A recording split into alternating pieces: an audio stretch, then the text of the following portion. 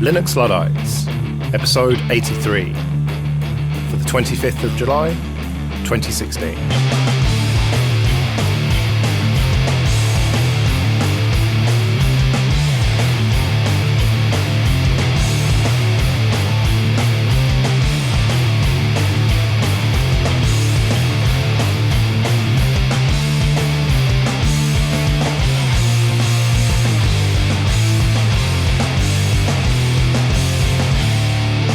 Hello and welcome to Linux Luddites, the show where we try all the latest free and open source software and then decide that we like the old stuff better.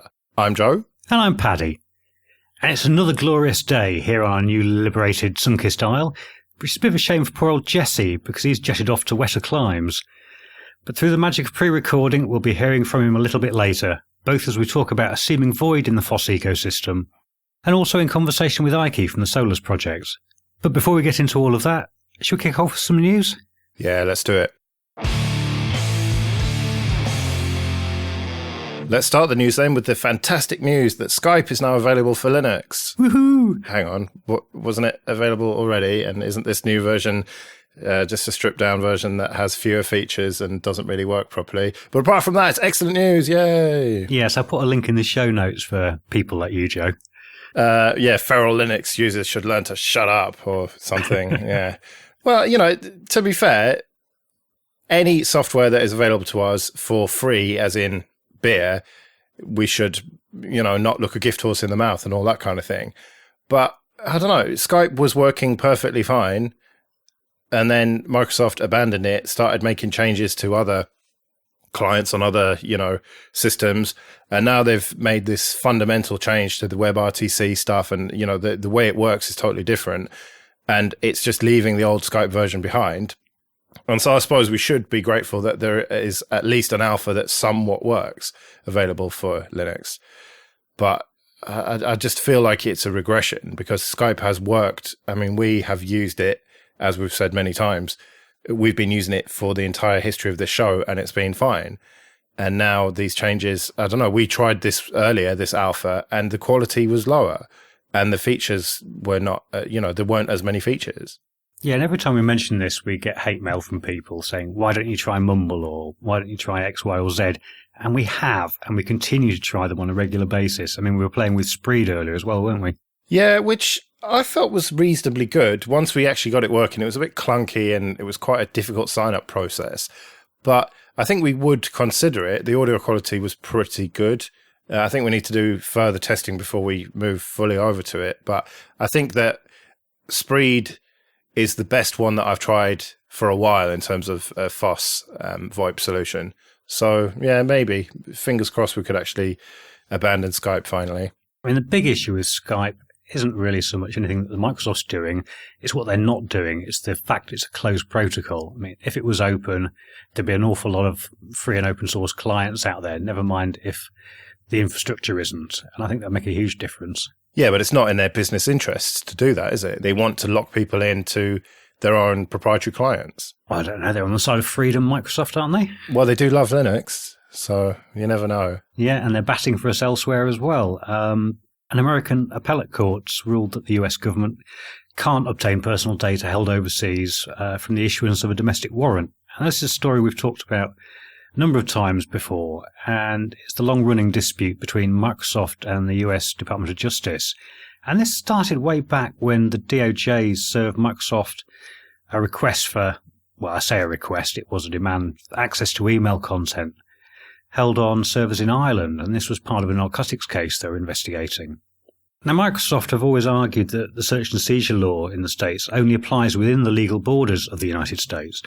But the DOJ have argued that because the data is physically held in Ireland but could be accessed from within the borders of the United States, then the search and seizure should be upheld. Now, sadly, the current ruling probably won't be the end of this story, though, as the DOJ are likely to appeal. But I guess it ought to be welcomed by anyone that thinks that privacy rights we enjoy in the physical world also should apply in the digital world.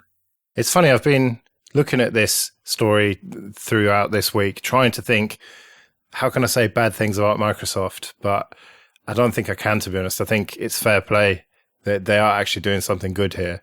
Yeah, I guess if you wanted to put a negative spin on it, you could argue that they're only doing it to protect their business interests, because if they allowed US jurisdiction to extend throughout the entire world, that could put off some companies in some countries outside of the US to actually start implementing their solutions. Ah, yeah, nice one. Yeah, that's a good way to look at it. Yeah. Okay. No, it's true though, isn't it? I mean, it is. I don't suppose they're doing it for the benefit of humanity, but it's a sort of nice byproduct. Well, let's stick with the legal side of things. And here in the UK, and before becoming Prime Minister, Theresa May was our Home Secretary. And in that job, she attempted to introduce some legislation that's become known as the Snoopers Charter. And this was basically a requirement for all communications providers to record all of our metadata for 12 months. So that's a list of every web page we visit and every phone number we've called and so on. Now, these proposals were challenged by a number of people, and the European Court of Justice got involved.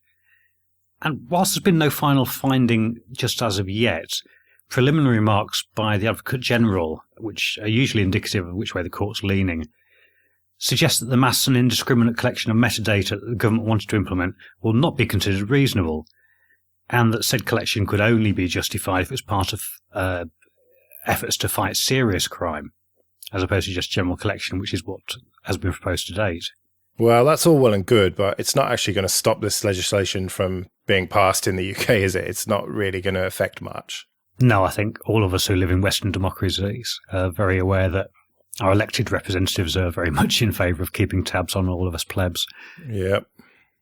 Well, let's move it on to Ubuntu, and let's hate on them for a change. And their forums have been breached again. This time they were running an old version of a plugin for vBulletin, and that allowed an SQL injection attack, and the attacker managed to get away with the user table, which Canonical are very keen to point out that no passwords got taken. It's fine, no passwords, just usernames and email addresses and a random string of that's. And it's like, hang on. They may have been salted and hashed, and it's better than the MD5 hashing that was last time. But those passwords are still out there, and it is still conceivable that they will be cracked. You know, salted and hashed, fair enough, they're less likely and it's going to take longer. But I think that it is disingenuous of them to say that the passwords were not compromised, because they were. And you mentioned last time. Yeah, so that was in 2013. And that was a similar situation where there was a 0-day, I think, in vBulletin, and that allowed a dump of the database. And they were salted but hashed with MD5 at the time, which is, not very good.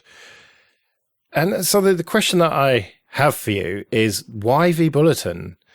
I mean, granted, When I last was a member of a forum actively, that was a long time ago, and vBulletin was the best forum software out there.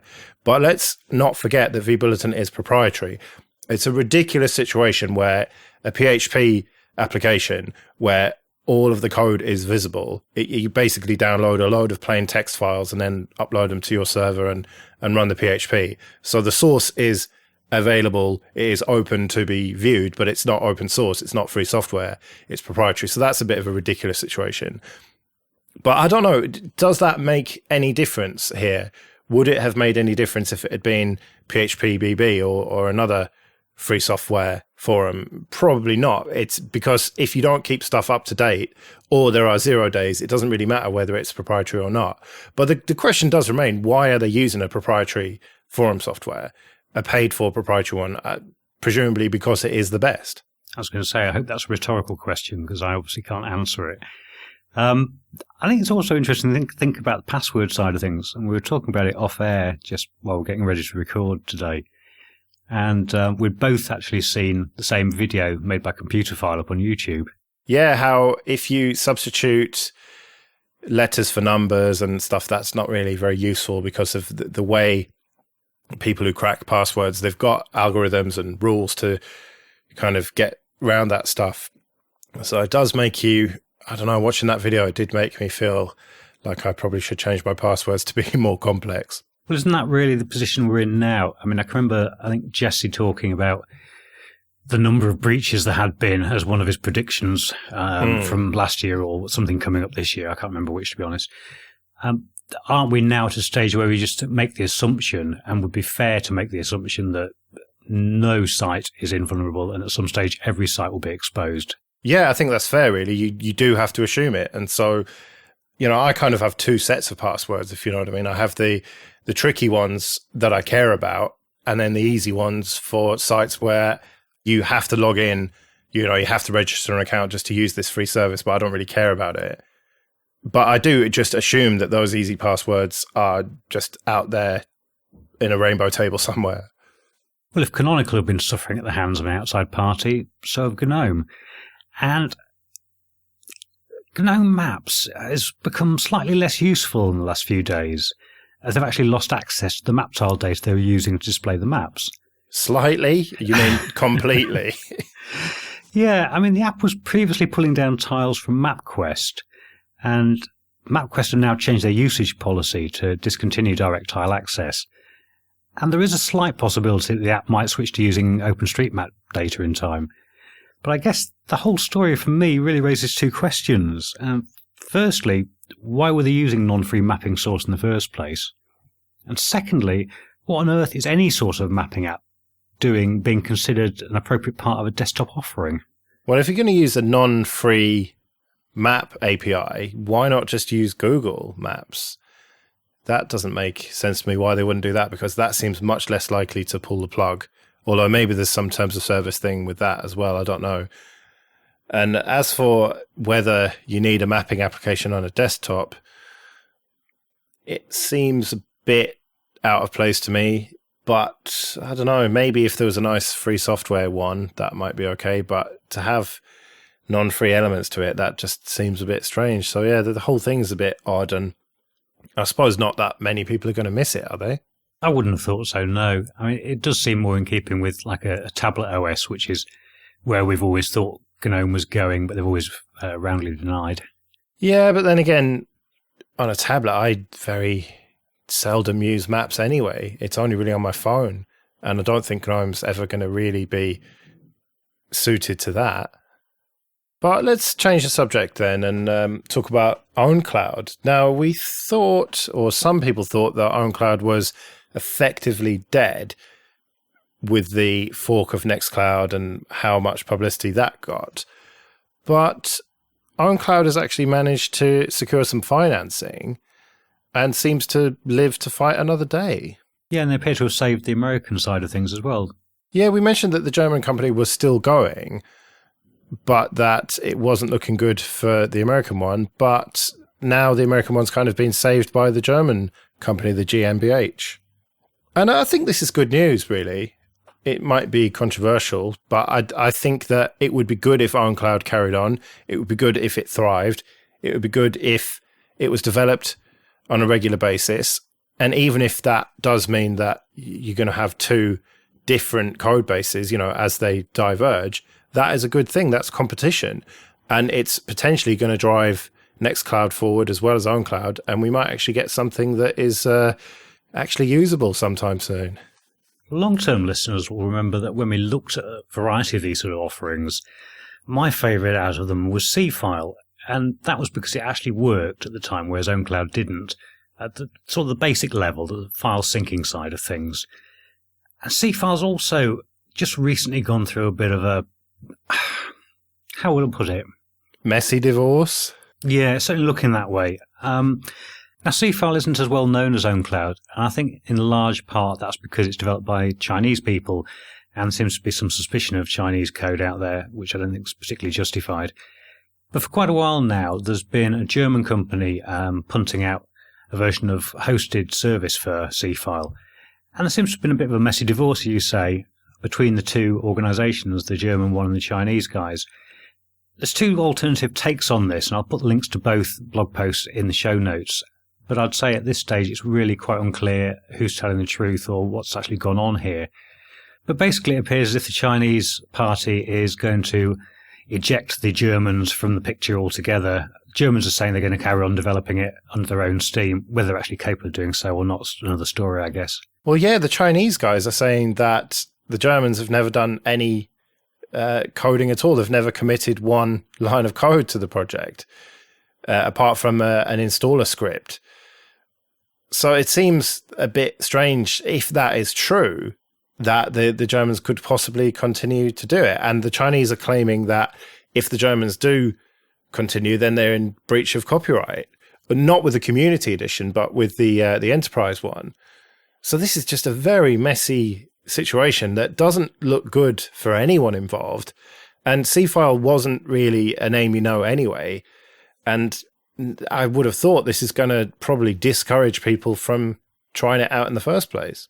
Yeah, I think you're right, which is really a shame because when we were looking at them, and it was OwnCloud, C-File and Pidio that we sort of concentrated on over a few shows back, Pidio has clearly gone very corporate if you look at their website now.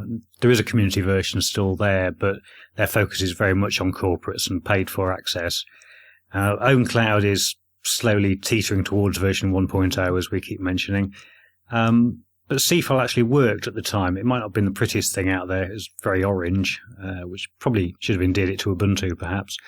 But it did actually work, and it worked well. And I think it was just the fact it was Chinese that kept it off most people's radars, because it deserves better attention, I think. Well, I suppose the one positive of this is that maybe all of this controversy might have shone a light on it, and people who hadn't even really heard of it might now have heard of it and might think, maybe I can take this open source code base and do something with it. So, potentially we might see more development of it, and it might end up being a good thing, but I don't know. At the same time, it doesn't look good for anyone.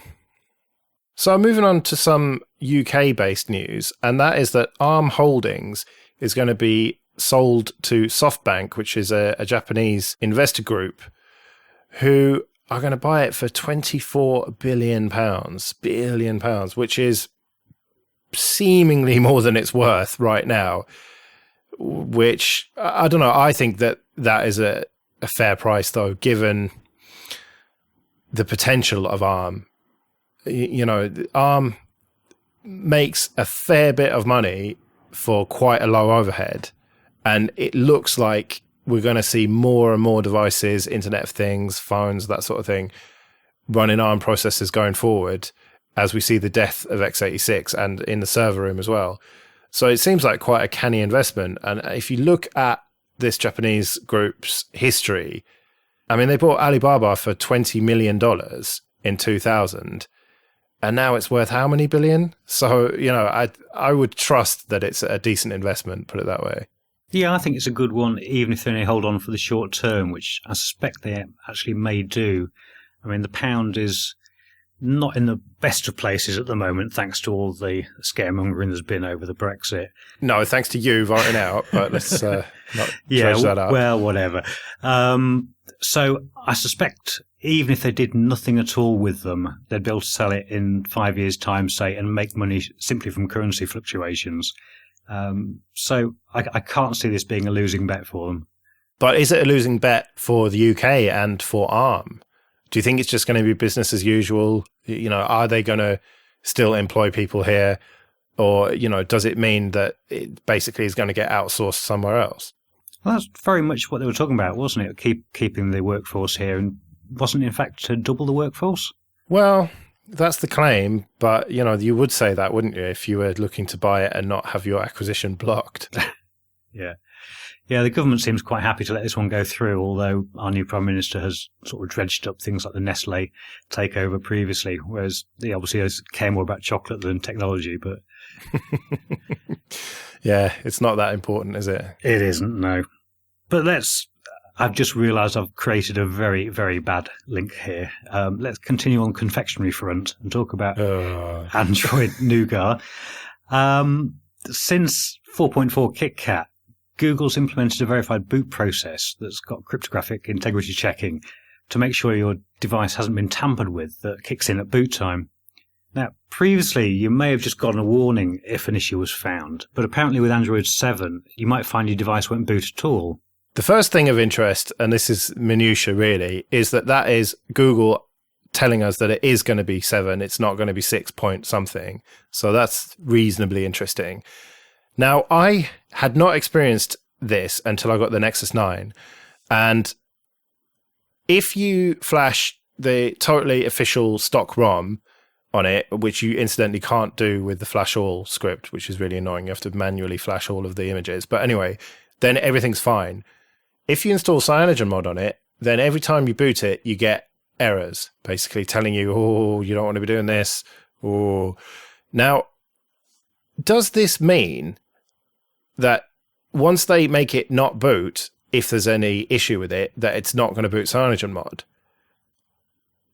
That's the big question, because the article that you've put in from Engadget suggests that this won't be active on devices that have been unlocked. So, like, if you have a Nexus device, you unlock the bootloader, then supposedly you've got free reign to do whatever you want with it.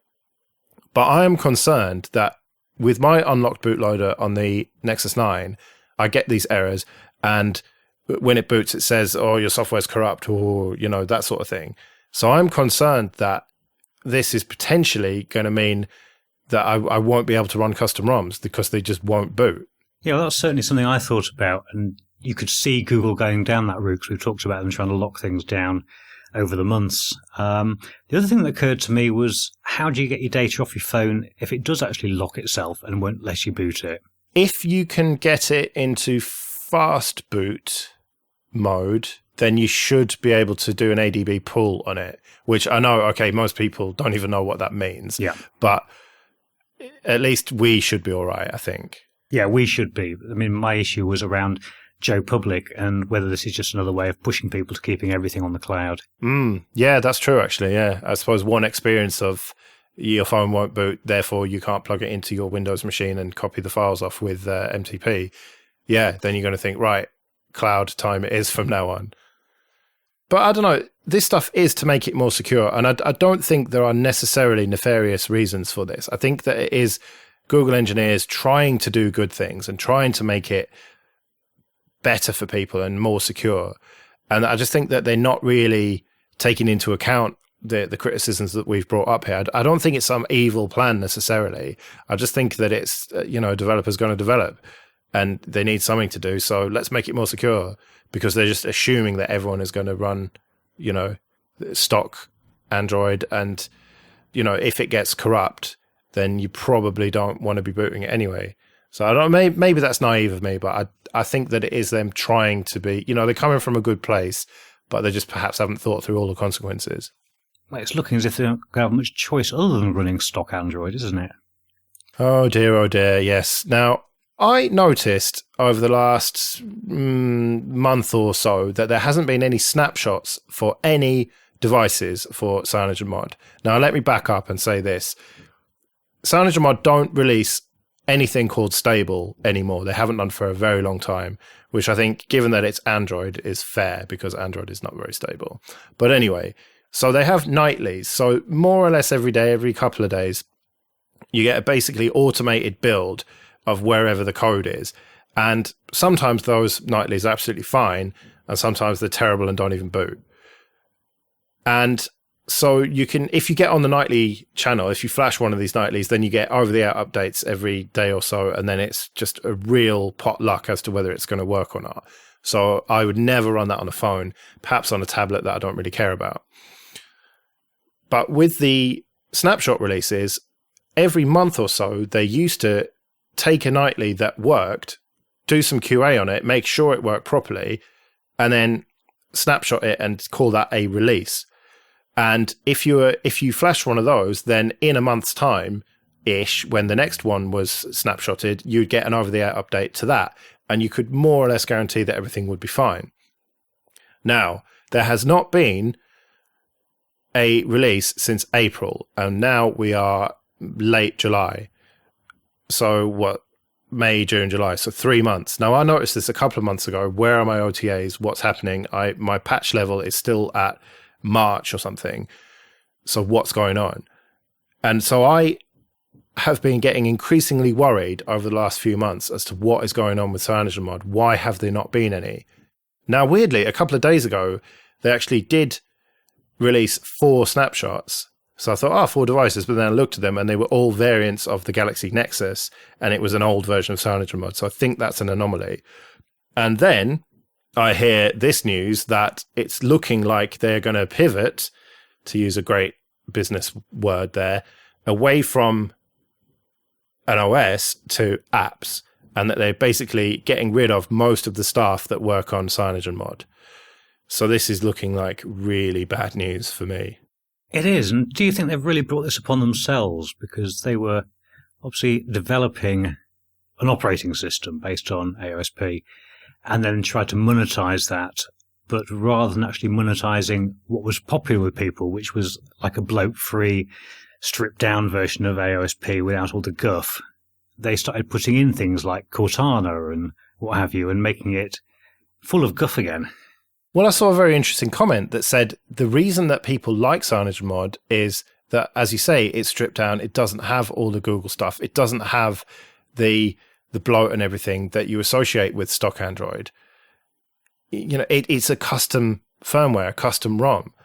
And to try and push that to the mainstream onto phones and have it full of stuff like Cortana, yeah, you're exactly right. That's not what people are interested in. If you're interested in CyanogenMod, it's because, like me, you want it to run faster. And, you know, I mean, to be fair, it isn't straight AOSP. I don't really care for AOSP because it doesn't have quite the same features, and I like some of the CyanogenMod additions. But yeah, they've pushed it too far, and they've just... I don't think it was ever a reasonable business model, really.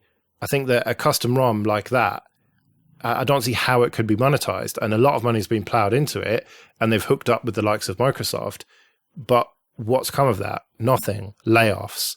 You know, they've just run out of money, and there's just no way for them to make money. I mean, they tried to make money selling themes and wallpapers and that kind of stuff. And I would have thought that very few people went in for that. So otherwise, how can you monetize it? Well, it seems that you can't.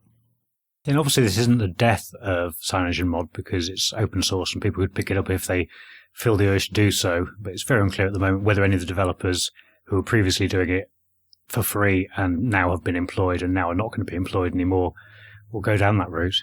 Well, it's the problem with ARM, isn't it? That it's not just one thing, is it? CyanogenMod is not just one thing like Ubuntu or Arch or whatever, where you've got just an image that goes out and works for everyone.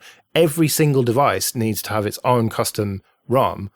And so it's a massive undertaking. CyanogenMod, right now as we stand, is available for a myriad devices, phones and tablets.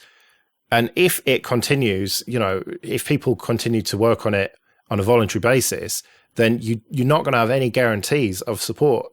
Because generally speaking, I mean, look at Maru. Why is that on the Nexus 5? Because Pritam owns a Nexus 5, and so he decided to develop for it. And you're going to get a similar situation where the developers of CyanogenMod, if they do continue, or if someone takes the code and forks it, then they're only going to develop for the phones that they have or tablets they have. And when they get a new one, they'll probably abandon the old one because they only have a limited time to develop on it. So just everything about this is bad news. And I suppose I shouldn't have put my eggs in the CyanogenMod basket because that's all I run now on anything. I'm not interested in stock Android. It's just bloated and horrible. So now it's looking like, I don't know, Paranoid Android, or I don't know, I'm loath to go through XDA developers forums and just download random ROMs that, you know, okay, they do have the source available, but we talked about this ages ago. How do you know that that source necessarily compiles to that binary? And, you know, this is not a slight on the XDA people. I'm sure that very, very few of them do anything dodgy, but I don't really want to take that risk. Whereas with CyanogenMod, I felt much more confident. It would be a direct download, not one of these dodgy sites where you get all sorts of pop-ups and captures and stuff. But I'm either going to have to do that. Paranoid Android looks like a reasonable way to go, although that's AOSP based and doesn't have quite the features that I want. So I just want CyanogenMod to continue, please. Can't we have like a Shuttleworth type or Blue Systems, get some eccentric billionaire to fund CyanogenMod? Well, let's finish the news with what I think is a good story about Android. And we've talked about Andromium on the show on a few occasions, and it's some software for Android that gives you an actual desktop on your phone. And they've just kicked off, excuse the pun, a Kickstarter project to provide users with a laptop-like experience. Basically, you're talking about a laptop that has got a screen and keyboard and a battery, but without the actual processing power inside. And you plug your phone into it, and that provides you with a laptop. Now, I know you're not that enthused by this idea, Joe, but I think it's going to be immensely popular. And they were looking $50,000, and I just looked at the webpage, and they made over $500,000 in the first 38 hours. Wow. This Kickstarter was up, which means I'm not alone in my enthusiasm for this project. So maybe I'm on the right side this time. Well, it's funny. Before the Kickstarter actually started, I was a bit about it. But then I looked at it, I thought, well, $99 would get me the basic laptop shell and a cable. I'm not 100% sure of what the other ones give you, these bundles. I think kind of a clip to clip your phone to the side of it, to the side of the screen. I'm not that fussed about that. So $99. If this had been pre-Brexit, I would have probably backed it. No, I'm not joking, honestly, right? The fact is, $99 used to be about 60 quid, and now it's like 80 something quid.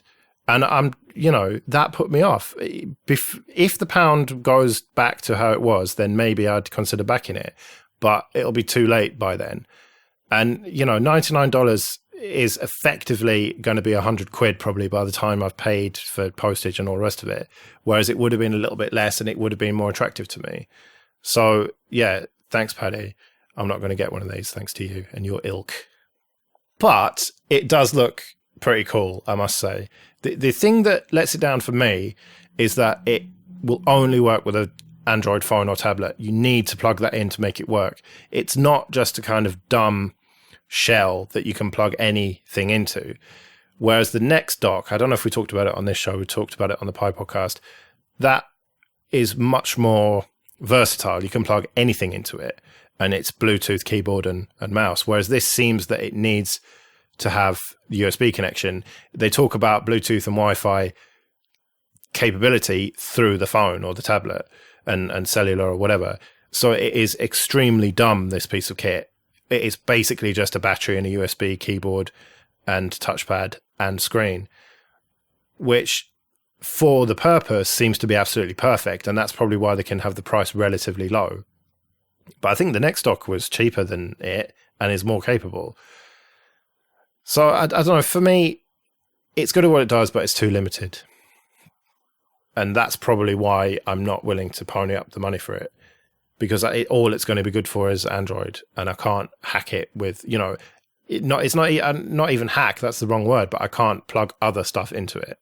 But I did install Andromium the other day in anticipation of this, and it does seem to have developed to some extent. It's still nowhere near ready for daily driver usage. But I think that in conjunction with this Superbook, it should hopefully be pretty good. And they seem to be developing it more and more. So maybe we should have a look at Andromium at some point soon, because I think that it is getting there. And I don't think you need one of these Superbooks to actually play with it. You just need a screen and a keyboard. So maybe we'll add that to the list of stuff that we want to have a look at. But that'll do it for the news then. Let's move on to Over a Pint. We recently received a couple of emails, and that's prompted us to think about the subject that was in them. And I suppose I may as well just read them out, and that should set the scene for you. The first was from Jezra, and he said, at one point during the discussion of snaps and Flatpak, Paddy lamented that the Linux Foundation isn't doing enough to standardize Linux in a way that would unify distros and packaging. The only goal the Linux Foundation works towards is the increase in revenue that Linux can bring to the Linux Foundation's member companies. Yeah, and as Joe said, we had an email on a similar theme from Uberguru, who said, living in Europe and out of curiosity, I saw that LinuxCon was in Germany and flights these days are cheap enough, so I thought, why not?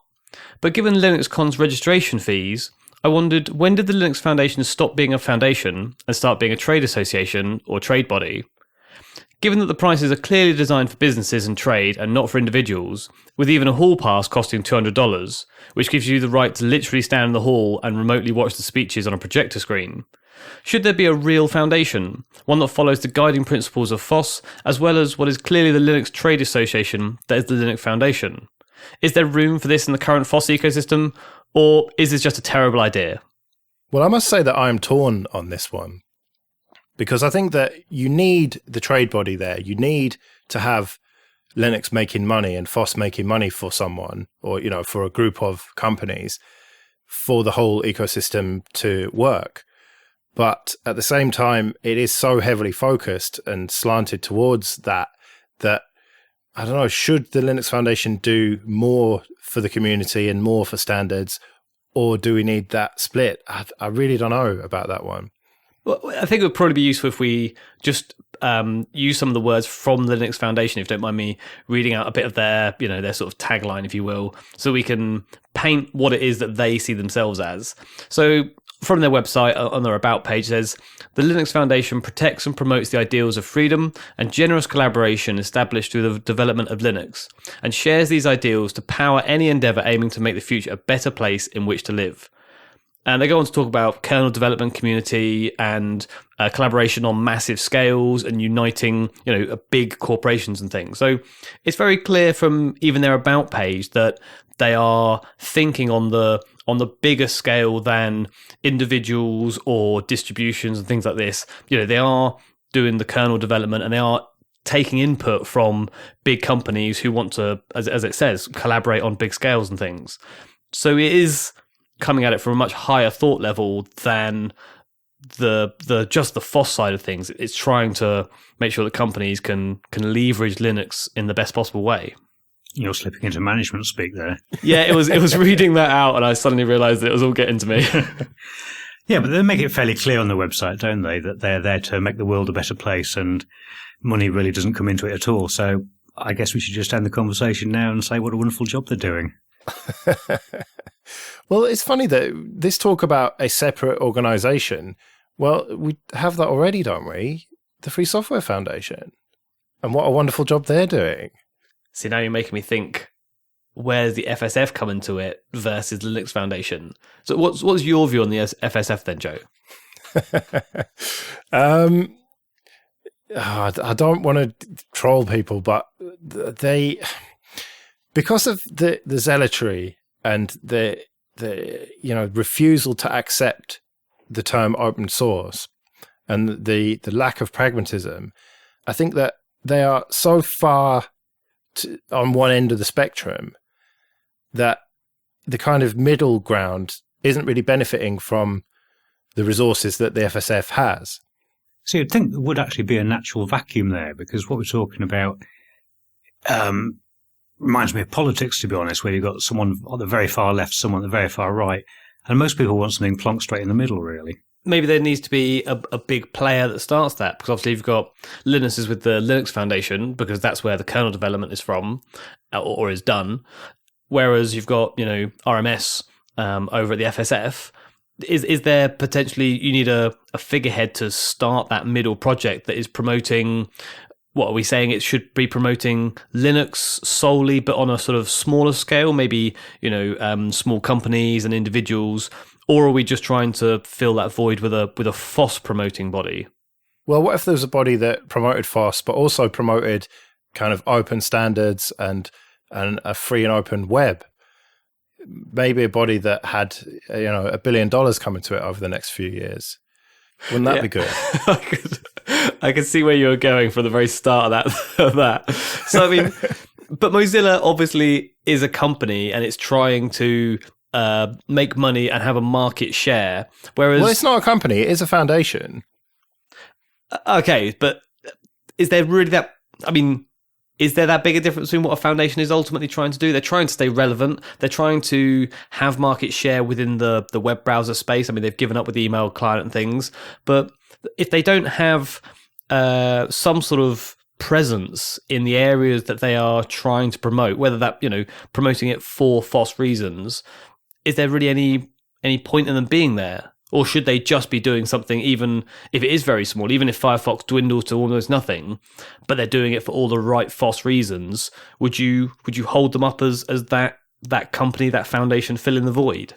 Well, maybe that could be what they end up doing, because they've got this money coming to them over the next few years. After that, they might be a little bit snookered, but at least for the next few years, they could potentially fill this void and could pivot to use more management speak, transition over to this kind of middle ground organization that promotes freedom and open standards and that kind of thing, and just eventually give up on the browser, maybe, or not totally give up, but sort of back burner it and have it to be this kind of minority browser.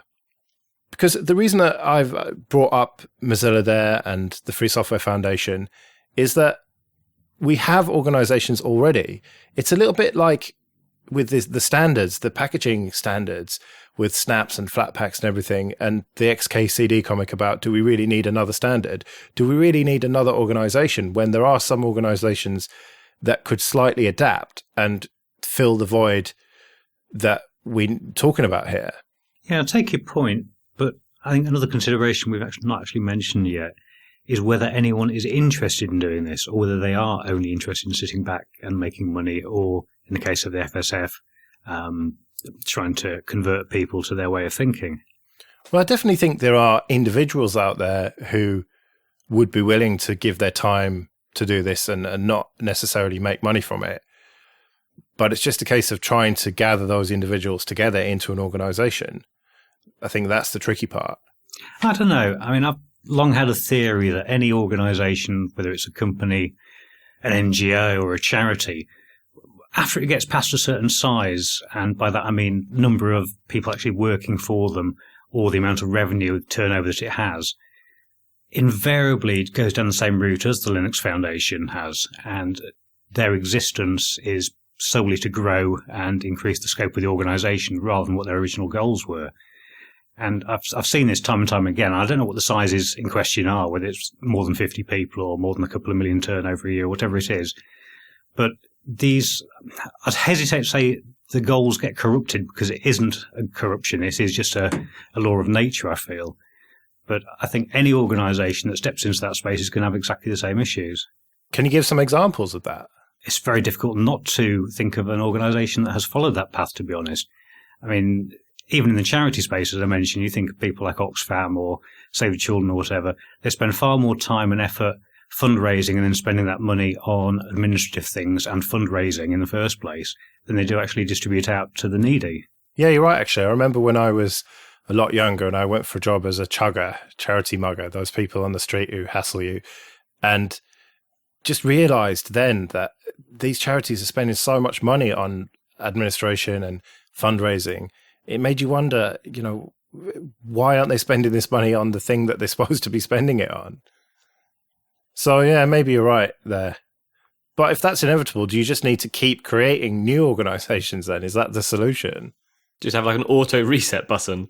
I mean, seriously, what is the solution to that? What does it need a solution? I see the sort of negative side that you've put there, Paddy, but if you had an organization that was, let's just say, trying to promote FOSS, software or the sort of fundamental ideas of FOSS, then the idea is that the more people they can contact and understand and be brought in, and the more lives they can touch, even if it's just on a Twitter post or something on some of the social media, then those people might look at their webpage, might think about it. If you hear about it on the news once, and it's just that sort of mind share type thing, isn't that?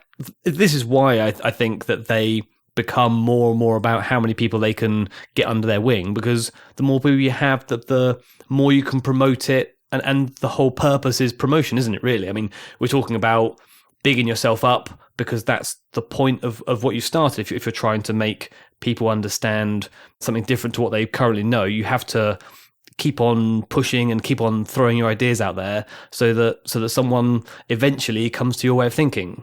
Yeah, well, I guess that's a positive counterpoint to my usual cynical attitude.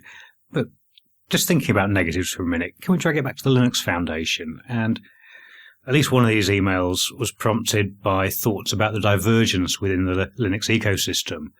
And really, Linus could put a stop to all of this. I mean, he owns the trademark to the word Linux, and if he chose to bestow his blessing upon a particular distro, then that would be Linux, and everybody else would say that is Linux, and the rest fine. Then you can carry on using them, and they'll be developed because it is based on, obviously, open source software. But he could actually stop this dead in its tracks. And he's shown absolutely no inclination to do that, which kind of implies that he is fully behind the Linux Foundation's attitude of it doesn't really matter as long as it's making money for the members. Well, not necessarily. It could be that to him it doesn't really matter as long as people are using Linux. And, it's like we make this show. We don't really care who listens to it as long as loads of people do. And we wouldn't deliberately make changes so that only a certain, a small number of people would listen to it. I mean, maybe this analogy is a bit poor, but in the case of the Linux kernel, I honestly believe that Linus just wants everyone to use it. He wants it to be as good as it possibly can be, and he wants it to be as widespread as possible. And money-wise, he doesn't strike me as someone who particularly cares about that. It's the situation where he's made this thing and money has just come to him as a result of it. He's never really gone seeking that, I don't suppose. And yet he's managed to have a nice life and, nice car and nice house and all the rest of it. Yes, you're right. I mean, I don't see him sat around having this sort of conversation. So I guess it's just those of us on the outside that are concerned about FOSS ideals, no matter how we like to think of those. And there are obviously different interpretations on what FOSS ideals should be in the first place. I think you're right. He just is bushing out a product and wants people to use it and get paid to do the work and dive and enjoy his life. Yeah, exactly. So it's funny that I was kind of thinking about this for a completely different reason the other day. And that was because I was thinking about how in this country, the UK, in the last few years, teachers have been forced to teach kids coding through changes in the national curriculum and that sort of thing. And the Raspberry Pi Foundation's been quite heavily involved with that, with Code Club and all that kind of stuff. But it seems that although kids are being taught about coding, they are not being taught about open source and free software and those principles. And so I thought to myself, well, what body, what organization should be working with the Raspberry Pi Foundation, working with Code Club, working within schools to promote ideas of free software? And I couldn't find one in the UK. I mean, there's the EFF, but that's not at all what they're about. And the Linux Foundation are a trade body. And the FSF Europe, well, maybe, but they're just such zealots that they'd probably just put people off. And so there doesn't seem to be that centrist group. And, could that job be done by anyone, or do we really need a new organization? Clearly, we don't need a new organization. I mean, because who needs to promote FOSS? You're saying that we should promote FOSS because, having open standards and open software is a good idea and making sure that everyone uses free software. But you don't need to do that. Everyone's, look at the amount of Linux usage. It's not that high on the desktop. And the world seems to be turning quite happily. So I would say maybe we don't need one. And maybe it's just it would be a nice to have, because the small group of people who use Linux and the even smaller subset of that who use Linux because of its free ideals, they are such a niche number of people that you don't really need to promote it.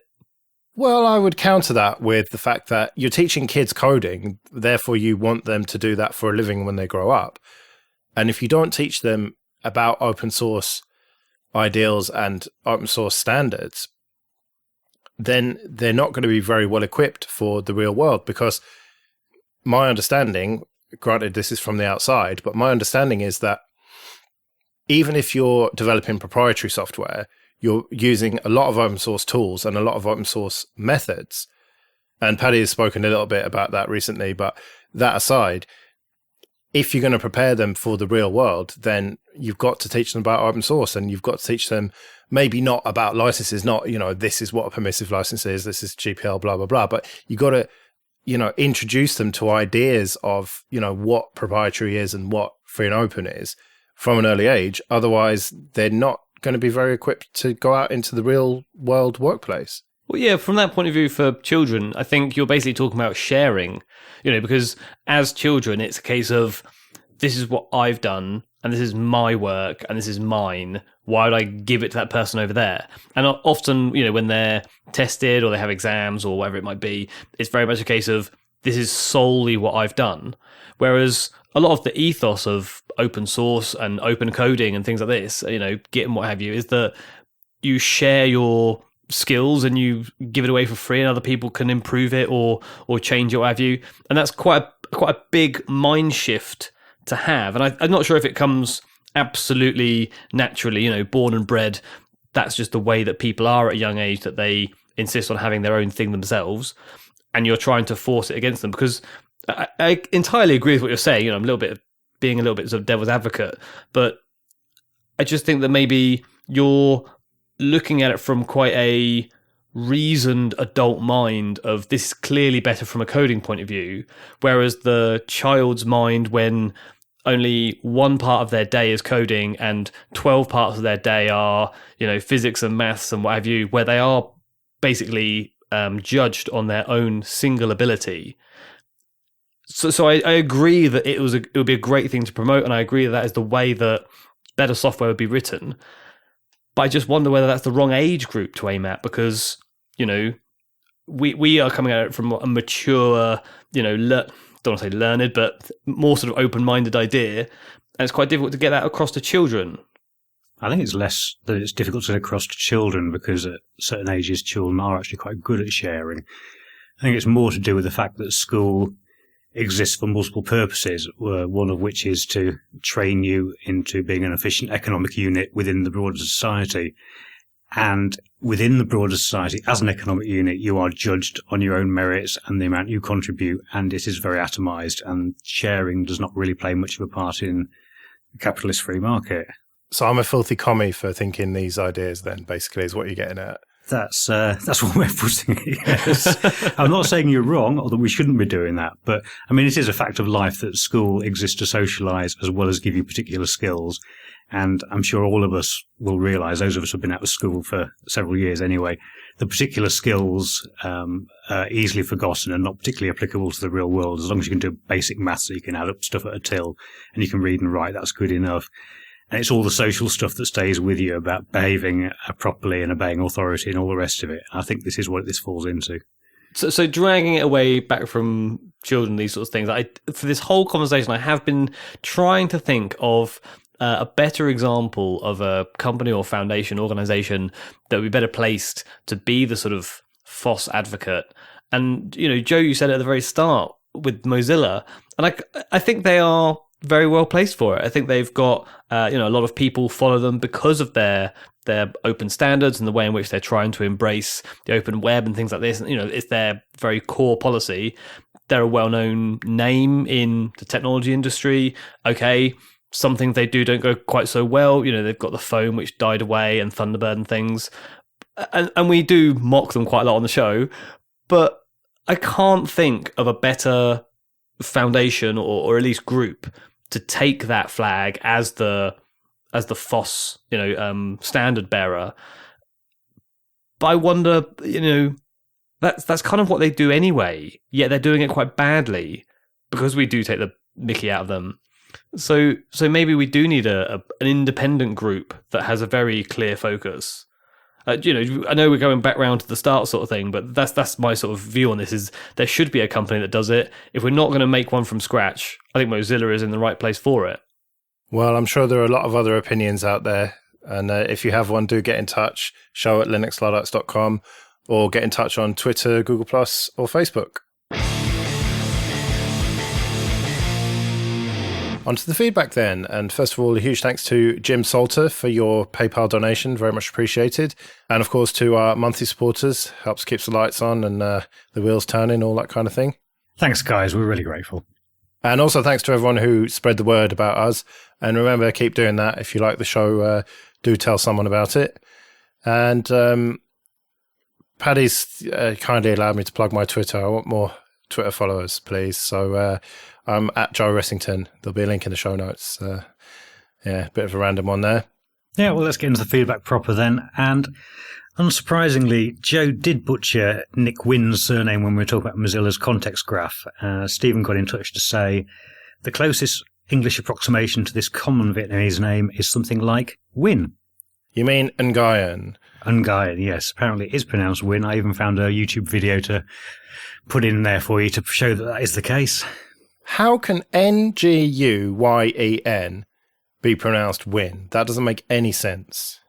How many listeners do we have in Vietnam? I don't know. If you're in Vietnam, do get in touch. You probably say how many listeners did we have in Vietnam? Oh right, yeah. Well, what are you going to do? It doesn't make any sense to me, but it is what it is. So I'll try and remember that one going forward.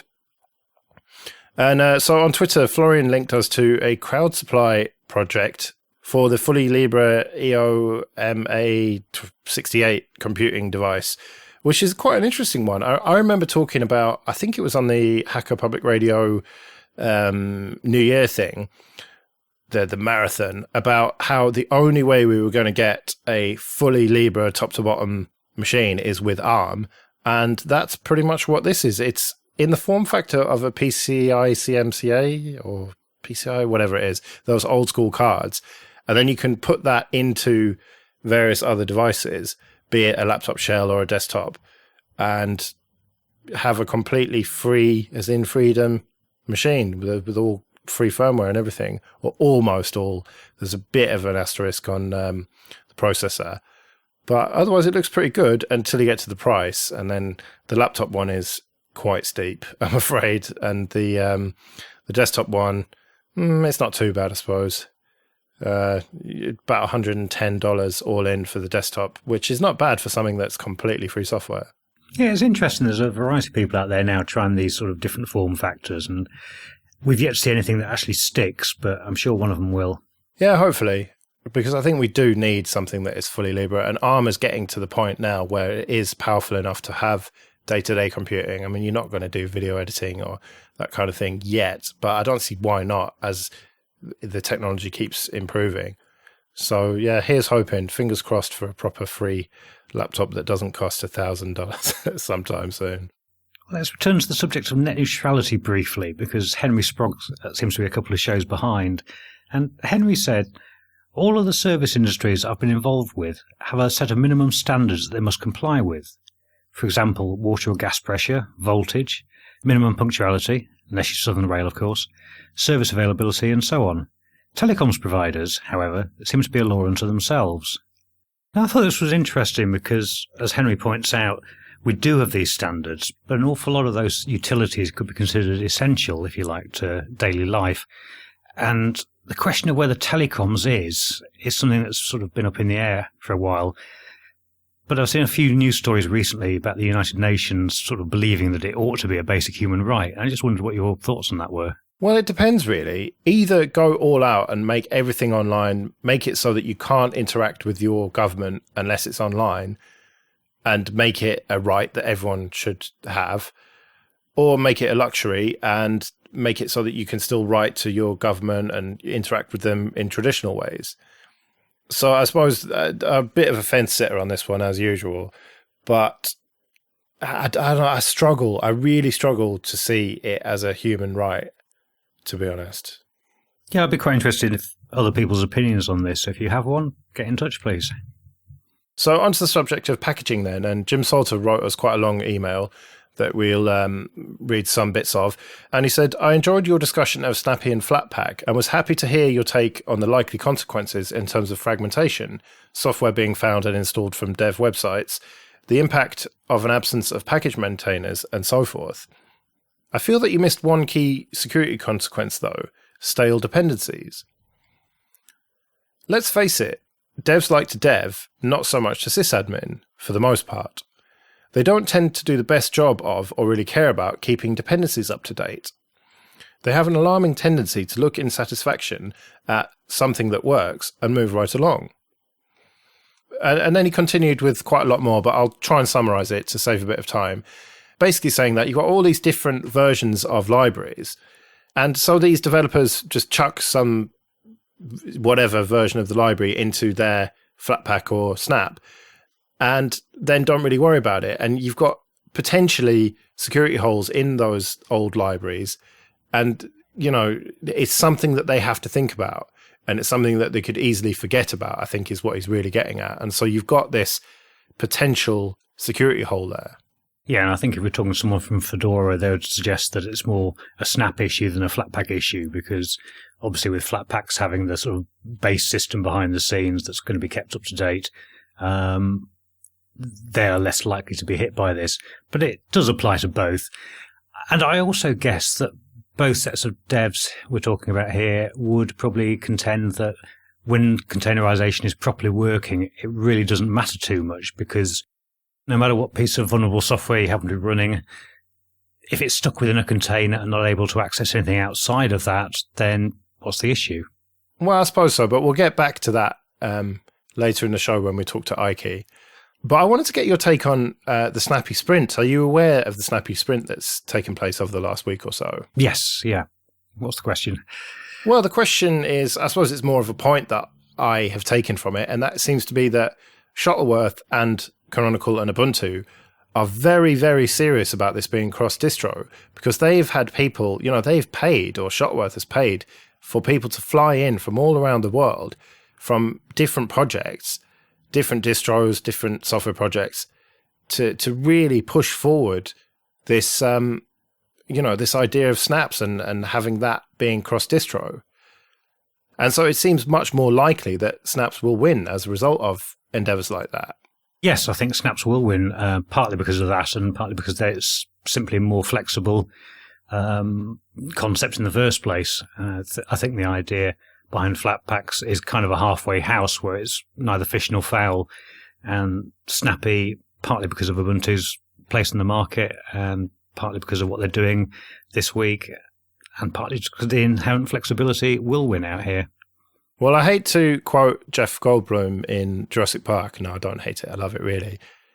They were so busy trying to work out whether they could do this, they never stopped to think whether they should.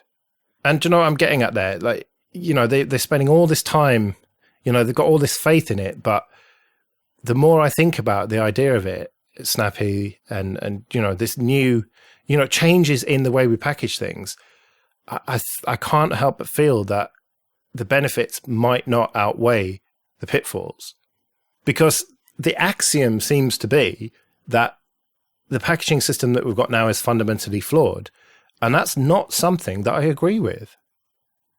I mean, do you agree with that? I'm probably not the best person to ask that question to, because although I've got an opinion, it might not be popular, and my basic take on things is I've never understood why we don't do static linking in the first place. And we have dependency hell within Linux, and we do have it as much as they have it within Windows. So yes, you do think that it's fundamentally broken and needs to be fixed with something new? No, I think Linux has got a confused identity. On one hand, desktop Linux certainly is trying to be a single user system, and it isn't. Underneath the hood, it's multi-user, multi-process. But virtually none of us actually use it that way.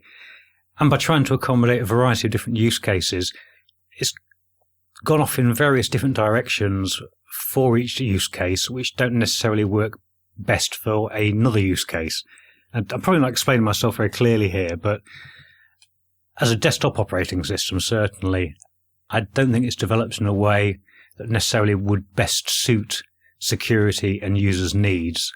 Okay, fair enough. Well, we will get back to that again in the Ikey interview, so stay tuned for that.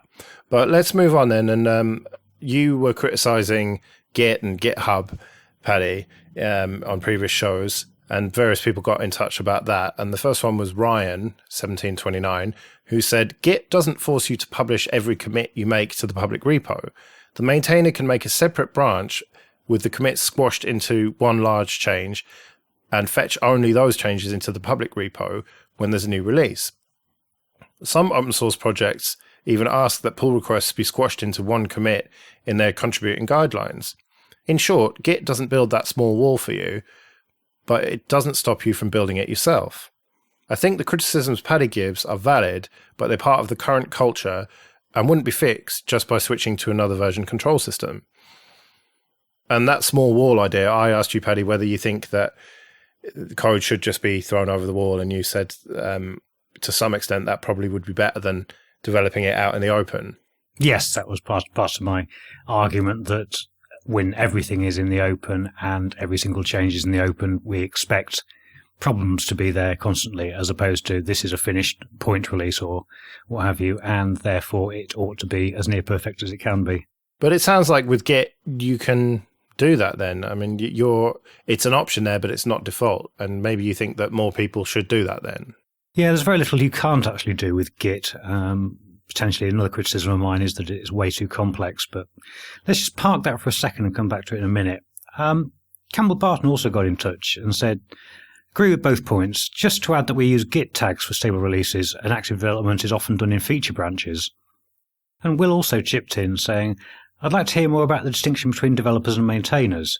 I guess a maintainer is someone overseeing a large project with many contributors, and a developer, someone who works primarily alone. What should developers be using instead of Git? And this goes back to my suggestion that Git wasn't necessarily the best tool for developers, and that it was actually designed for maintainers in the first place. I think open source projects tend to differ from an awful lot of commercial development in certain ways. I mean, one is the distributed nature of the actual contributors, and that makes a distributed versioning control system a far more sensible choice. If you're working in a team in an office, a DVCS like Git isn't necessarily the best choice in that environment where you could have a nice central repository that everyone's working against. And Rob Landley also got in touch on this subject slightly tangentially, and he linked to an interesting Google Tech talk from 2007 by Martin Mickelmeier about the benefits of a time-based release approach. Yeah, he talks about ideas that it's just more organized to have time-based releases. If you know that you've got a deadline to hit, you will hit that deadline, or at least you will do your very best to do so. Whereas with it's ready when it's ready approach, it's just a bit more shambolic and less organized. I mean, he makes a lot of other points as well, but that's pretty much what I took from it. Yeah, I think what he was talking about really was in distributed environment like open source development. And again, this relates back to the Git issue, where you've got contributors all over the world potentially. There can be a great difficulty in coordination and actually working towards a coherent goal, if you like. And for projects where there are coherent goals and a team that's working in close communication, that is when point-based releases actually can work effectively. But when that doesn't exist, then having time-based releases potentially is a better way forwards, because it means there is a definite cut-off and people can carry on adding features as they like without having to have some grand master plan, if you like. But it also does make sense for projects that are just generally dispersed or with very little control of their inputs. And a good example I thought of is, say, Ubuntu, which we've knocked in the past for having time-based releases. And I know they do it partly for publicity purposes. You roll it out every 6 months and you're guaranteed some press every 6 months. But it also makes kind of sense when you realize they have very little control over the packages that are going into their system when they're building it. And they have to take just what the current one is, as long as it works with all the other current ones. So having some definite cut-off time-wise makes far more sense for them as well. Yeah, and also if you look at something like Ubuntu Mate, it means that every 6 months, WinPress has to take time off work effectively and has a few days prior to it where he really works hard and makes sure everything is working correctly. And also it means that you've got these alphas and betas and you have to hit certain milestones. And I think it helps to motivate community people like him, because otherwise it'd be a kind of, well, I don't know, I don't want to disparage people, but if you haven't got a deadline to hit, you're less likely to do the work in a timely fashion, I think. And you just get this sprawl otherwise. And you end up with you end up with a Debian situation where it's really, really good when it is released, but you just got no idea when it's coming. Yeah, so I think these two different topics about Git and time-based releases tie together quite nicely, and it really depends on the scope of your project and whether you're working as a tightly knit team or not, and if your contributors are spread around the world and basically in their control of their own development, or whether there is some sort of fixed plan they're working to. I'd really recommend people go and watch that video that I'll link to in the show notes and was provided by Rob, so thanks for that, Rob. Yeah, so to wrap it up then, Roger Light got in touch to say, I think it is more valuable for me to do development in public, particularly because I always have in my mind the potential for the embarrassment I'd have from releasing poor code. Another angle I'd like to point out is the model is hardly new. When SourceForge launched at the end of 1999, they had the means to support public development. I think it was CVS at that point, but moved to SVN. It's a different VCS, but the same principle. That's a lot of acronyms there. Finally, distributed version control systems are wonderful tools, even for lone developers. They make life so much easier. I would have preferred Mercurial to win, as it makes more sense to me, but Git has definitely won. It's also noticeably faster than other DVCSs I've used, so I'd never go back now. And this really is the final point. I just wanted to say that there are people out there who care about the quality of their code. I think it's something that is easier for small projects, though. Bug fixing on, say, LibreOffice must be a daunting task. And I think it's a fair point. I know, Paddy, you like to moan about poor quality code, but there are people out there who are as fastidious as you. They do really care about what they're doing. And I think it's just easy to point out the people who aren't.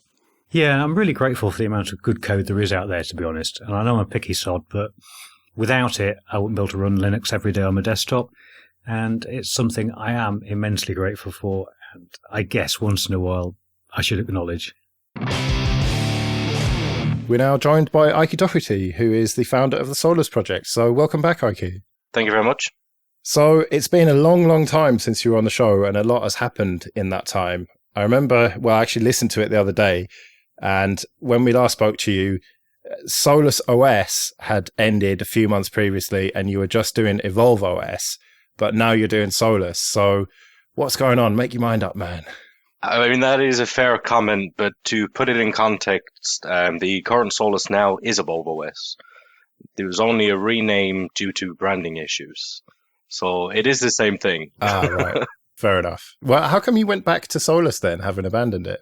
Okay, so, I mean, the long story short with Solus is it was being eaten apart from the inside out and kind of needed to be put down, like ravenous dog stages.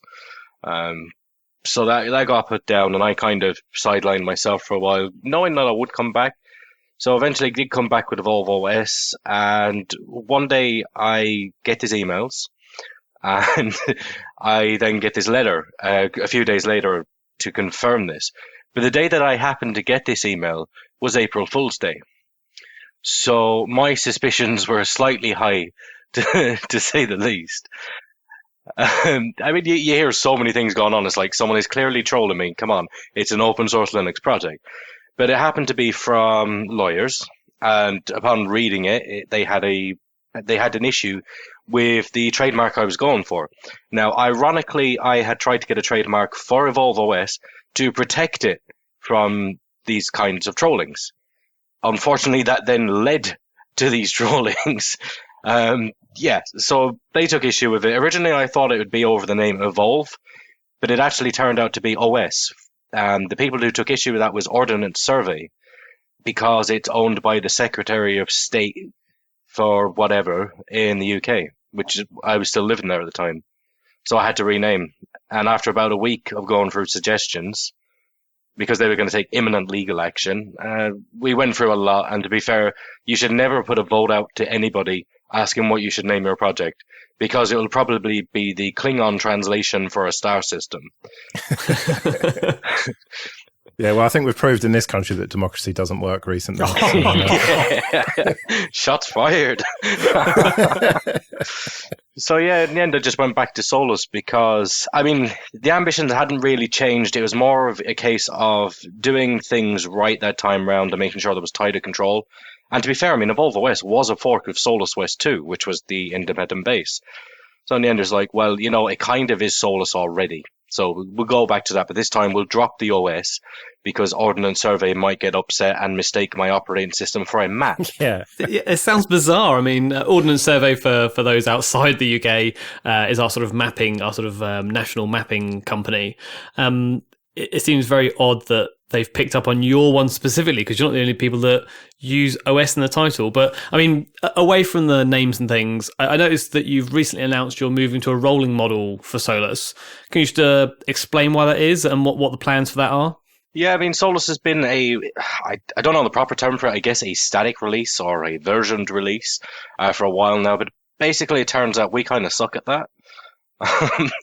We've been kind of doing things in a more rolling fashion than we have in a static fashion. And one of the things we're not able to do in a static fashion is constantly roll out features and improvements, because there's always the fear of, well, we can't update this particular component until, say, Solus 2. So as an example, we can't have the GNOME 3.20 stack until we get to Solus 2, which is December. And we've already got problems with the GNOME 3.18 stack that we can't fix or work around until we update. And how come Solus 2 isn't until December? Is that because you've predefined your release dates? Yeah, so probably should have explained that. So the initial, if you like, roadmap was that we would do an annual release, and each release would be supported for 2 years. So we released in December, and we said we'll try and do quarterly update releases, and once every year we'll put out a new major release.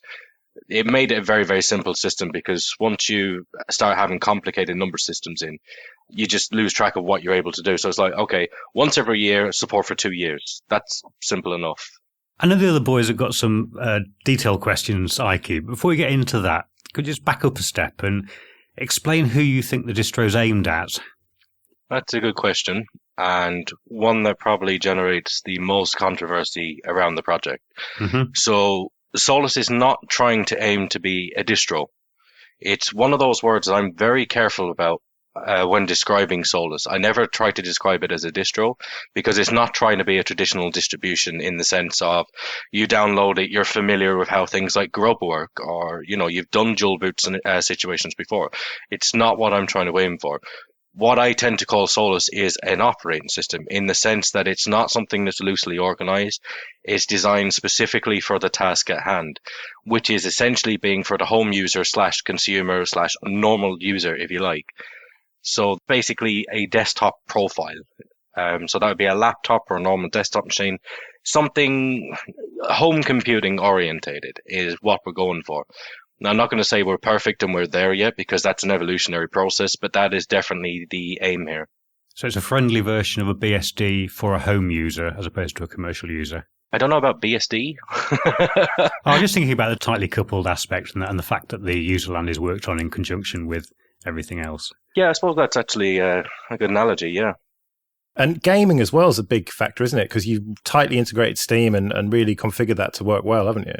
Yeah, honestly, that was a mistake. Like, it didn't, well, not a mistake as in I regret it. It was never planned.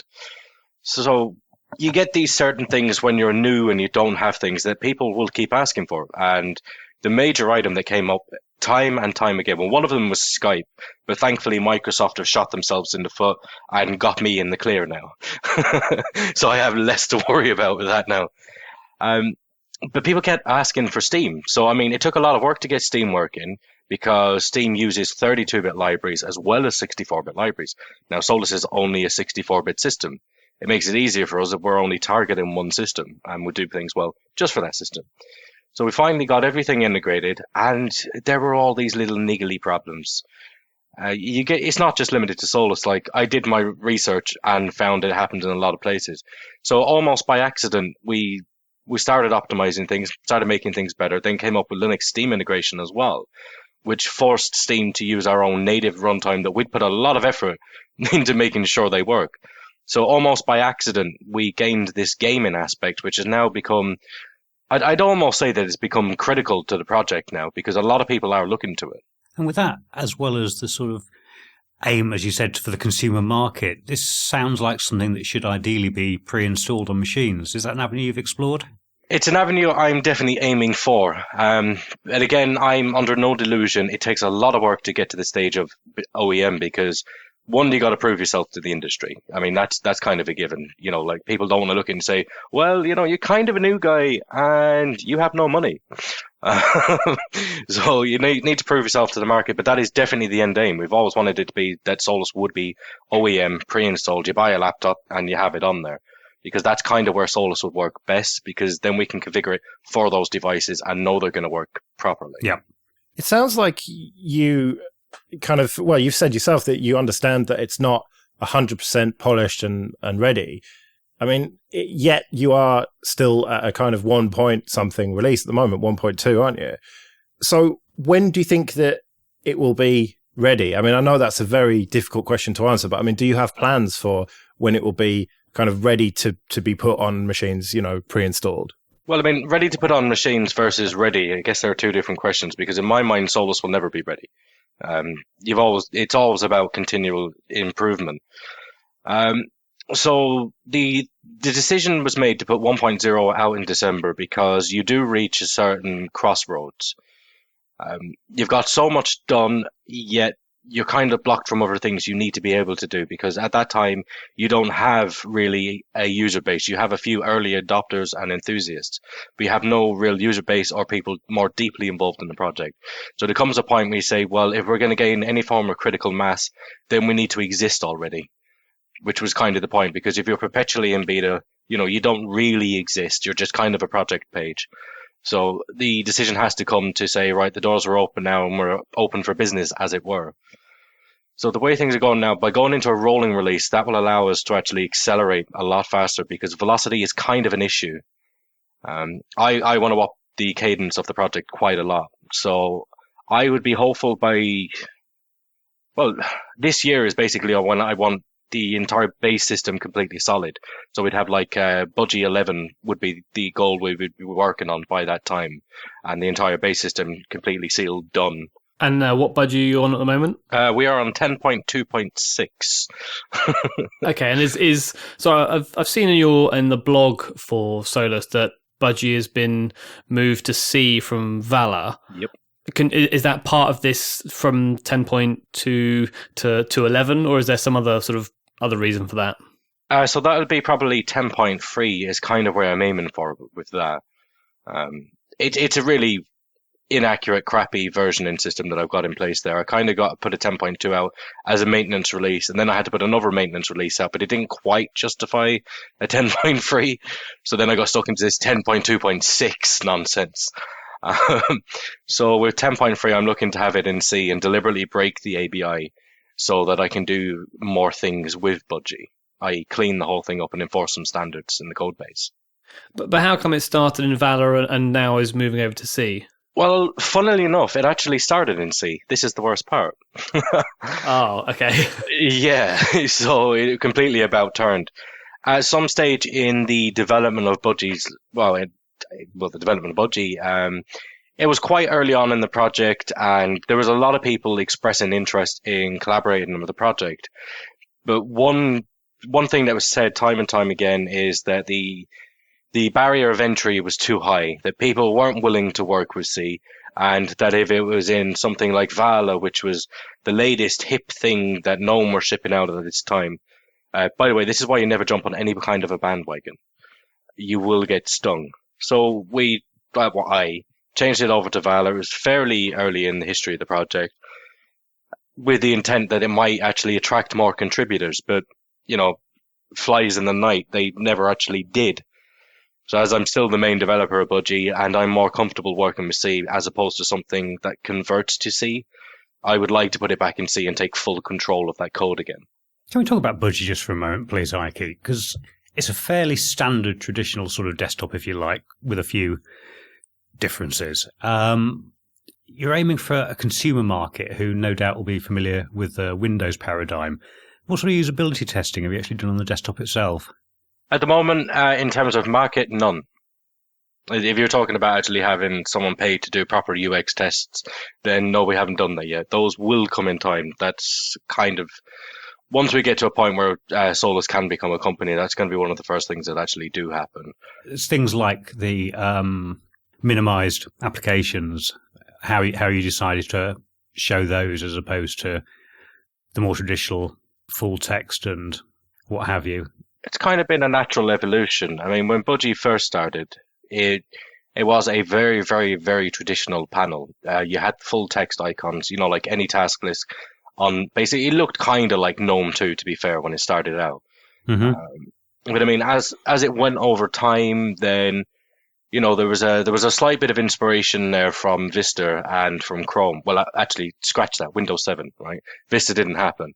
So there was a slight bit of inspiration from there, and with the icons being as they were, they're most of them are quite visually unique. So that's kind of how that came about. And most elements have just been through natural progression, even down to Raven itself, which is the sidebar which we have in Budgie. Yeah, on the topic of Raven, my only query about that is when you open it up, it has a couple of options as to whether or not you want to look at applets or what's the other one, Ikey? Applets and notifications. That's it. And the notification is really useful. If I've been doing a long running like terminal command, it's really useful that it pops up saying this is now finished, or if there's things in my diary and things, they all pop up. But you do have a settings menu you seem to have two settings menu, one for obviously the main settings, and another one for then configuring like the look, the feel, the themes, those sorts of things. I think this is maybe where Paddy's coming from on sort of a user experience point of view, that it gets confusing if you have two settings in one panel. So that would be my feedback on having sort of messed around with it for the last week or so. Yeah, no, I can definitely see that. There are a few points of confusion in the current release of Budgie as well. So one of them is the fact that basically everything up in the top right corner seems to fire off Raven, which is a common complaint. So even in the last 24 hours, some of the changes we've made is that what we're working towards is nothing will fire Raven on there apart from the notifications applet, which you would expect to go straight to the notifications view, the little bell that lights up when you get a notification and you've missed it. On top of that, the old power icon, which basically opened Raven as well, that's now gone and replaced with a proper popover menu, which has options for lock, suspend, restart, shutdown, and log out. Everything is now a left-click action up on the top of the panel, as opposed to some being left and right, because, hey, consistency, right? Yeah. And the sound applet at the moment still does fire up Raven, but that's because I need to add a new Raven applet. Up in the top right, you have a little icon which brings up their notification view. We'd have something similar to that, which is like a dedicated Raven button, and you got your notifications button, and nothing else would then open up Raven. So there are a lot of usability fixes going on at the moment, because some of the stuff is kind of sucky. Okay, so there are improvements there all the time. And just to paint the picture for our listeners who haven't experienced Solus, and Ikey, I'm sure it's only a very small percentage of them that haven't. If Raven, as he's describing, is sort of a pop-up panel that comes to the right-hand side and allows you to shut down the PC and also select various options for sound or how you want the applets, or whether you want desktop icons. So it's sort of this little sort of sidebar that allows you to make tweaks to the whole system. It's a very elegant addition. Now, shifting gears slightly, I know you've spoken on other podcasts about this topic, and I just sort of wanted to hear it.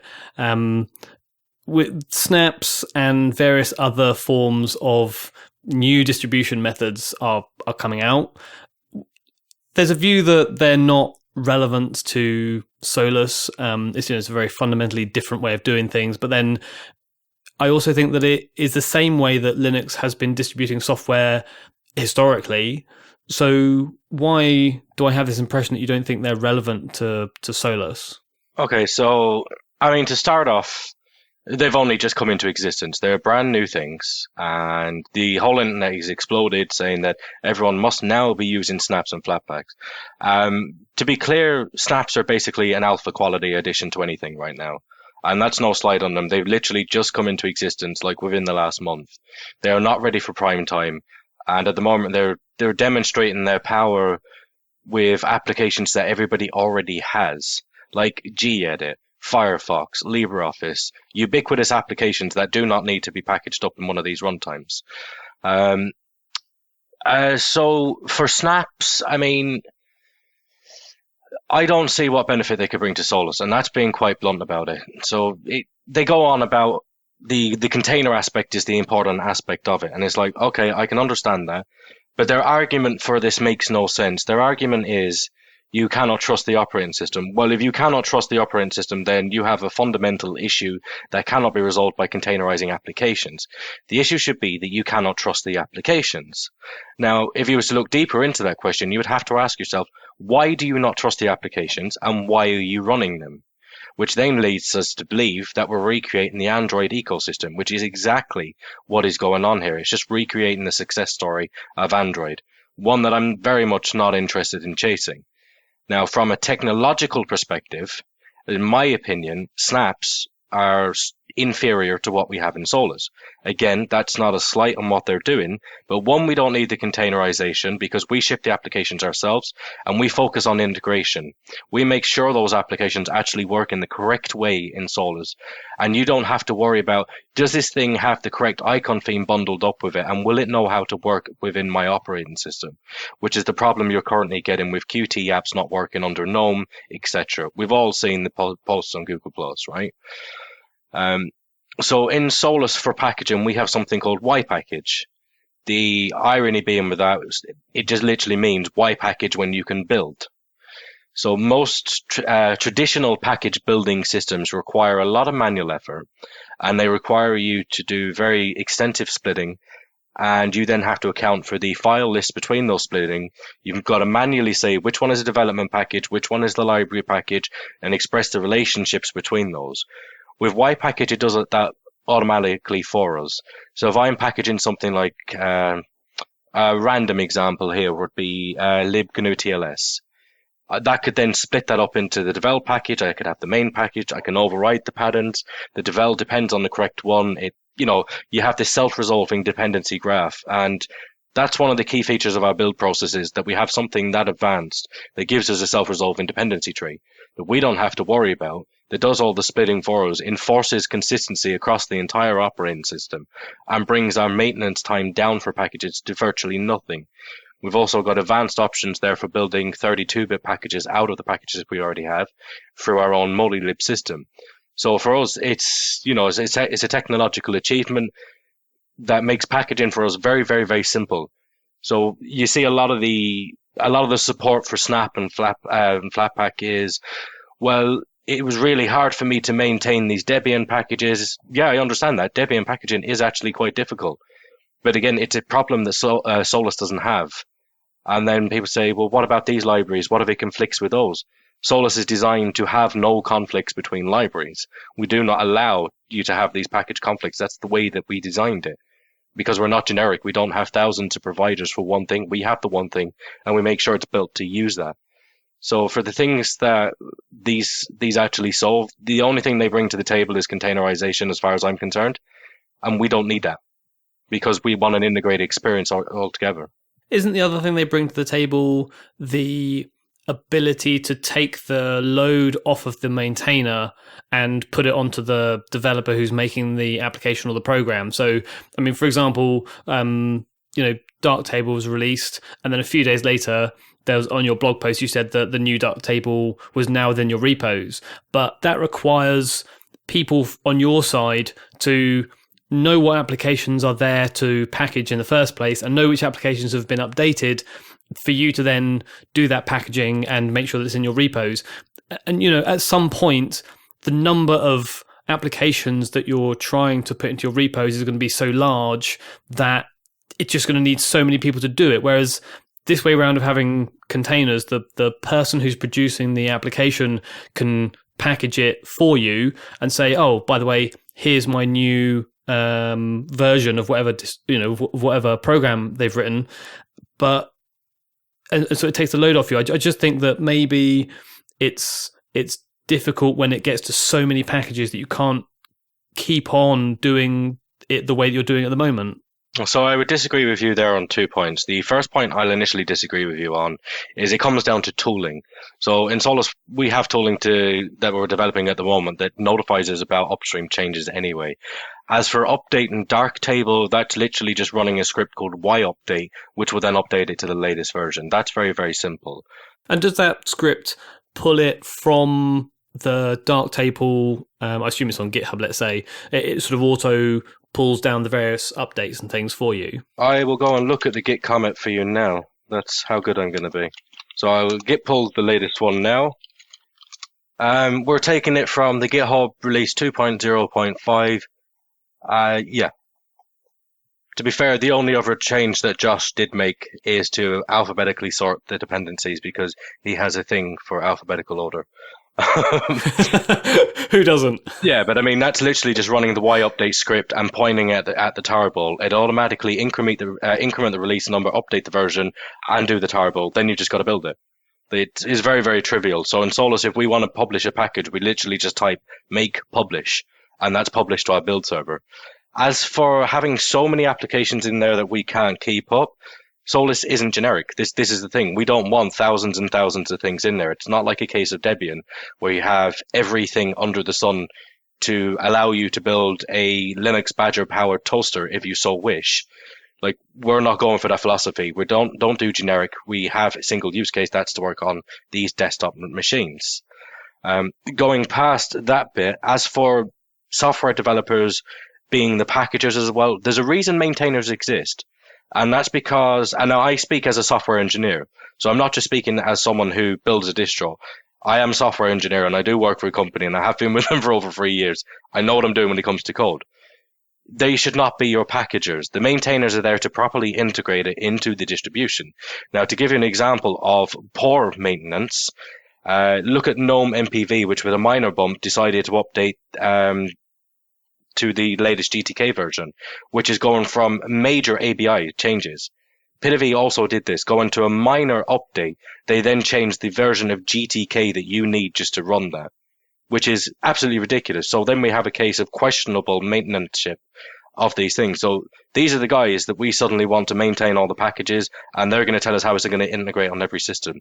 We exist as the men in the middle and women in the middle to make sure these things actually correctly operate, that they integrate with our standards, because not everyone out there knows about code security. They don't know what flags they should be using. They don't know if they should be using Pi or Railroad binaries. They might not even understand these things, because it's one thing to develop an app. It's another thing to make sure you actually can deploy that and it runs securely everywhere. So you need those guys to actually be there to make sure these things do run as advertised. Yeah, that's fair enough. All very good points. Thank you. Yeah, it's also in stark contrast to, say, how things work in the Windows world, which, from what you were saying earlier, appears to be the market you're aiming at. People as an alternative there, offering your system as an alternative to Windows for home users and just ordinary consumers. So do you not see there's some potential conflict there? Because in that world, you have a system produced by Microsoft. It may be of somewhat dodgy quality at times, but they do not get involved in application deployment in the slightest. It's entirely up to the application developers, and that's how people are used to doing things without the operating system vendor, if you like, being in the picture at all. Well, I mean, that has changed. So once upon a time, it was quite common for those of us in the Linux world to, we would mock our Windows counterparts for their silly habits of downloading .exes from the internet and just running them willy-nilly. That's changed now, because even with Windows, you now have the Windows App Store. There are validation processes. Now, if you really want to look at what the App Store is, it's a large repository, and it's the same with Android as well. You have, or it doesn't always work, you can still get crap software through, but you essentially have a central repository system. You have a vetting process. Now, in our case, we are the guys that vet the software that comes in. We're the maintainers, right? We decide what comes in and what goes out. Mm-hmm. Windows has the same model, and they're unifying this across all of their platforms. So if you're on an Xbox, if you're on Windows itself, you're using the App Store, and that's from Windows 8 onwards. Their users, because they have been stung so much more than those of us on Linux who have grown used to this repository system, so much so to the point we'll happily run any command line script that's given to us on the internet, even if it means piping that directly to curl. So the table is actually turned where the average Linux user has become more inadequate at doing these things than Windows users, because they're used to being bit by now. It doesn't happen to us. But now they've gotten to the point where they've naturally evolved into a repository-based system with central app stores. Android, it's the same story. You have a central deployment mechanism. You have a vetting process. iOS, they will vet your application long before it goes in. And even when that's happening, you have common code paths being scanned for, which is no different to what we're doing in Solus. So I would argue that the modern Windows user would be used to this kind of model and would almost expect an App Store-like system as opposed to going downloading random executable files from the internet. Yeah, I mean, I've spoken about that. We've talked loads about Snappy and Flatpak and all that. And one of my big fears is that we're going to regress to the old Windows way of doing things just around the time that people are starting to get used to it. And I think that iOS and Android were the big kind of pushing factors to make Microsoft make Windows more of this App Store model. And people are just used to central repositories, even if they don't know that's what they're really called. Yeah, even if you're not familiar with the technology, I mean, the tables have definitely turned to the point where the Linux layman is in a worse situation from what he expects than the modern normal consumer is. So I don't think that's a problem for Solus. And as for being a Windows alternative, in some ways, yes, you're always going to have that label of being a Windows alternative because fundamentally you are an alternative to another operating system. But I mean, that still has to come with a bit of innovation. That also has to come with a bit of stubbornness as well. You can't just be a Windows alternative and then try and mimic their functionality or cater specifically to that, because then you have no personality as a project. And I mean, you're only existing just to cash in on a few Windows users who are unhappy, is the way I see it. As much as there will be unhappy Windows users that may come to Solus, you still want to try and make that experience unique, and you still want to try and give them the most optimal experience you can. And that takes learning and experiences from various projects, various operating systems, and try and give everyone the best. That's part of why we're going with the rolling model. I mean, hell, even Windows is now rolling. All like the Linux philosophies have made their way over to Windows already, to the point we're now being left behind and downloading random executables off the internet. It's kind of funny. So time's getting on, so we really ought to think about wrapping this up. But one thing that I wanted to ask you about was the size of the team. I mean, I know there's not many of you doing Solus, and in terms of sort of securing the future of it, I mean, if I'm going to start using Solus full time, then I'm going to want some security there. I mean, I know that with Debian and Ubuntu, I mean, I suppose more so with Ubuntu, you get 5 years guaranteed support. Whereas because you guys have got such a small team, there's always that risk that circumstances change or whatever. So, I mean, is that something that you are aware of and trying to deal with? So eventually, once we get enough critical mass, then Solus will become a company, because that's the only way you can deal with these things. Then you can have legal procedures in place which allow, if I just suddenly get hit by a bus, then there will be procedures in place for somebody else then to step up and take over. As long as they turn up at my funeral. I mean, obviously that's going to be a condition, but, it's just got to be there. I mean, in terms of team size, I say, yes, we are small. We've got at the core team, it's Justin, Josh, and myself, which might sound scary to some. It's like, oh my God, there's only 3 of you. But then, I mean, it always comes back to design and automation. I mean, as part of our CI process in Solus, like, we've got the CVE check tool, which I actually wrote for work. And that continuously monitors our packages against the National Vulnerability Database to make sure that we're not affected by any new non-embargoed CVEs. I mean, that's just part of our processes. So we are on the ball with that. And as we move into a rolling model as well, I mean, we have the fantastic support of the community as well, which helps a lot. We got a lot of contributions going on the repo, a lot of code coming from members of the community. As we go rolling, then you've kind of taken the end shelf life off of that. So whereas Solus 1 was initially going to be 2 years support, it's supported until it's supported, because it just keeps rolling. Okay, fair enough. Well, I suppose we better leave it there then, even though we had loads more that we wanted to ask you about. So hopefully we can get you back on and it won't be as long next time. But thanks a lot for giving us your time and coming on. And good luck with everything involved with Solus. Thank you very much. There's something about talking to Ikey. His enthusiasm kind of rubs off on you.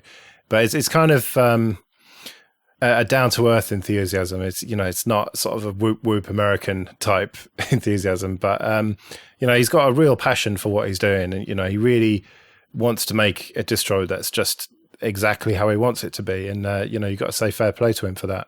You do, and we forgot to ask him for the plug, so we better give it to you guys now. You can find out more about the project and download it from solus-project.com. Yeah, and we'll stick a link to that in the show notes. But with that, we're coming to the end of another Linux Luddites. You can email us at show@linuxluddites.com, or find us on Twitter at Linux Luddites, or the Google Plus and Facebook communities, or leave a comment on the website. Thanks for joining me, Paddy, and thanks to everyone for listening. We'll see you again in 2 weeks with more Linux news, reviews, comment, and generally being grumpy. Goodbye, everybody. See you later.